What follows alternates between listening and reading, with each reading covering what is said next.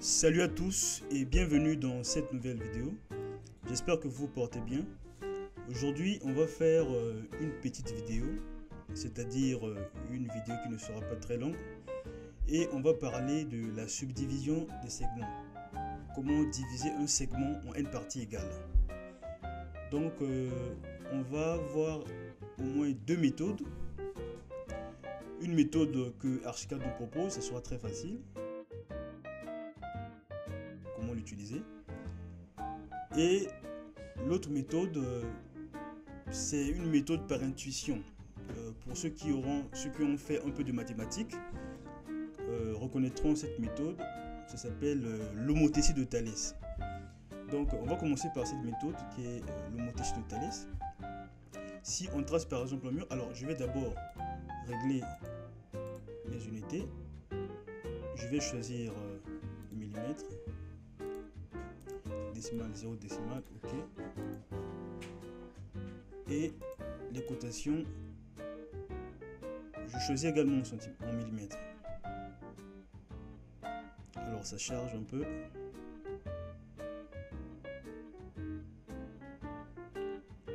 Vote.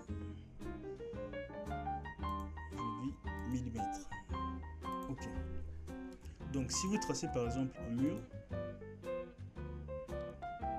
je vais dire de 15 mètres pour que ce soit plus facile. Ok. Supposons que je cherche à diviser mon mur en 5 parties égales.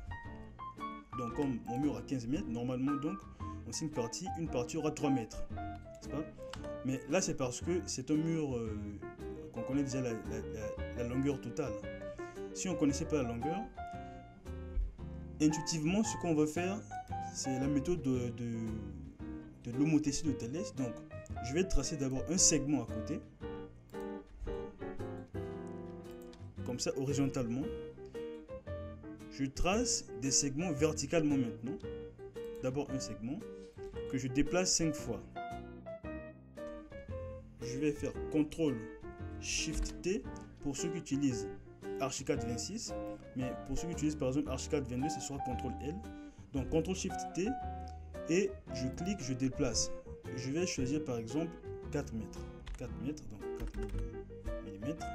Ok. Non, je vais dire 2 mètres donc. 2 mètres. Je déplace 5 fois. Attention. Donc 1, 2, 3. 4. Et 5. Donc, je peux supprimer cette partie. On n'en a pas besoin. Ce que je vais faire ensuite, c'est sélectionner mes segments. Je vais donner une certaine inclinaison par rapport à l'horizontale. Donc je vais faire CTRL R. Je commence ici. Je donne une petite inclinaison, n'importe quel angle. Et je viens cliquer OK. Voilà. Je vais maintenant déplacer tous mes segments que je vais venir placer au début de mon mur. Je vais augmenter un peu l'inclinaison pour que ce soit propre. Voilà. Après, je vais relier les extrémités des deux éléments. Donc, mon segment et puis mon mur. Donc, je copie les paramètres de l'objet. Je vais relier les deux extrémités. Ensuite, ce que je veux, c'est diviser mon mur en 5 parties égales. Donc, j'ai déjà mon segment qui est plutôt ma ligne ici, que j'ai divisé en 5 parties égales. De cette ligne, je voudrais déduire la subdivision de mon mur en 5 parties égales également. Donc, puisque j'ai déjà relié les extrémités, je vais mener des parallèles à cette droite qui passe par les points de subdivision de ma ligne. Donc, je clique sur ce segment. Je déplace donc CTRL SHIFT T et je viens déplacer en les mettant ici. Ou bien je clique sur mon objet, je fais plus, je viens ici, je cherche incrément et propagation, je fais OK. Quand je déplace, attention, clique. Son, il faut dire son. Je vais pas choisir un parcours, ok. Voilà, et je déplace. Voilà. Donc on a mené des parallèles à ce segment qui passe par les points qui subdivisent déjà notre premier segment. De cette manière, on a subdivisé notre mur en 5 parties. Donc cette méthode s'appelle l'homothétie de Thalès. Voilà. La deuxième méthode, alors je vais prendre le même mur, je le mets ici.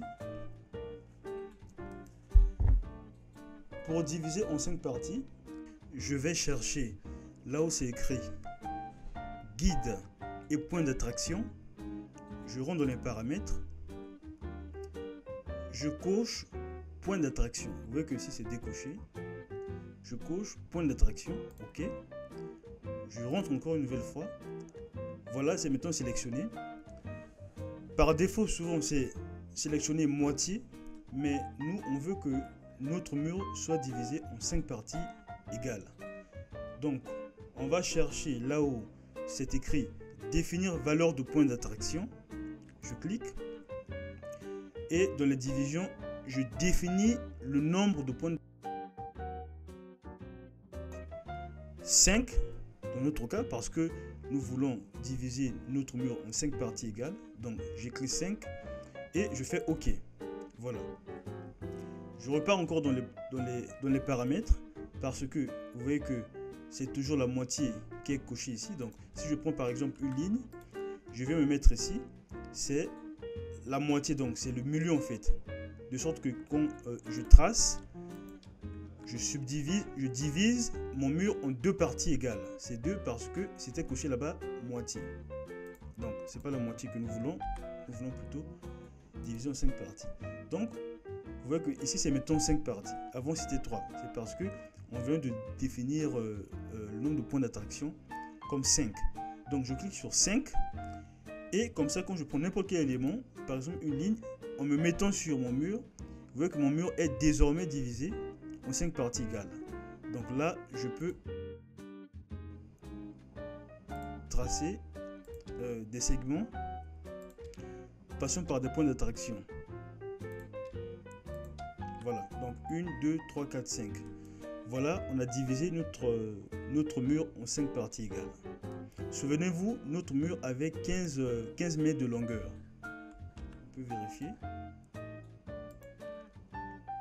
Voilà, la longueur du mur c'était 15. Donc, puisqu'on a divisé le mur en 5 parties égales, donc une partie doit mesurer 3 mètres. Donc, on va vérifier si vraiment c'est ça. Voilà, donc c'est 3 mètres. On a divisé notre mur en 5 parties égales. On va vérifier la première méthode si elle est juste. Donc si notre méthode est juste, une partie doit mesurer 3 mètres. Donc on prend la règle, on vient là et voilà, c'est 3 mètres. Donc notre méthode, elle est bonne et elle est juste. Donc en faisant ça, ça peut vous permettre de placer par exemple des fenêtres à des distances égales sur un mur. Par exemple, si vous travaillez sur un projet et que vous voulez placer des fenêtres, alors petites fenêtres, à 1/3 de la distance totale, de la longueur totale du mur par exemple. Vous voyez que c'est 1/5 plutôt. Vous voulez par exemple placer des fenêtres à 1/5 de la longueur totale du mur. Donc, vous faites comme cela et attention. Donc voilà, on a placé nos fenêtres à 1/5 par rapport à la longueur totale du mur. Ok. C'est tout pour cette vidéo. Merci de l'avoir regardé jusqu'à la fin. Si vous n'êtes pas encore abonné, abonnez-vous à la chaîne. Partagez la vidéo et activez la cloche de notification pour ne pas manquer les prochaines vidéos. À la prochaine.